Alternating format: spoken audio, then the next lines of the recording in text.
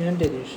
ഞാനിവിടെ പറയുന്നത് ജോലി കഴിഞ്ഞ് വീട്ടിലേക്ക് വരുന്ന സമയത്തുണ്ടായ ഒരു പ്രേതാനുഭവമാണ്. എല്ലാവരും കഥ കേൾക്കാൻ തയ്യാറാണല്ലോ അല്ലേ? ഇനി കഥയിലേക്ക് പോകാം.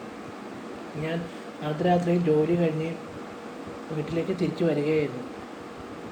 ഭയങ്കര മഴയും ശക്തമായ കാറ്റും കാതടുപ്പിക്കുന്ന ഇടിമുഴക്കും കുറുക്കന്മാരുടെ ഭയങ്കര ഓരിയിടലും കേട്ടു തുടങ്ങി.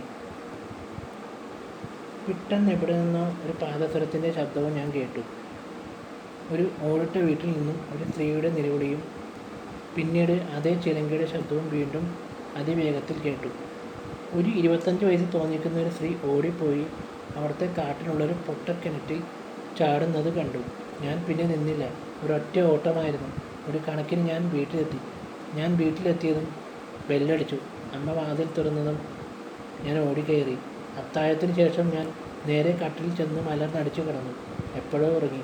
നേരം വെളുത്തപ്പോൾ അമ്മ വന്ന് വിളിച്ചപ്പോഴാണ് ഞാൻ ഞെട്ടി ഉണരുന്നത്. എൻ്റെ ശരീരത്ത് കൈവച്ചത് നല്ല പൊള്ളുന്ന പനി, പേടിപ്പനിയാണ്.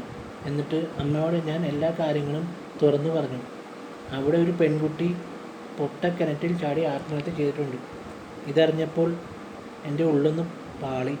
അമ്മ ക്ഷേത്രത്തിലെ ദുർഗാദേവിയുടെ ലോക്കറ്റുള്ള ഒരു ചരട് കയ്യിലും കഴുത്തിലും ധരിച്ചപ്പോൾ അത് മാറുകയും ചെയ്തു.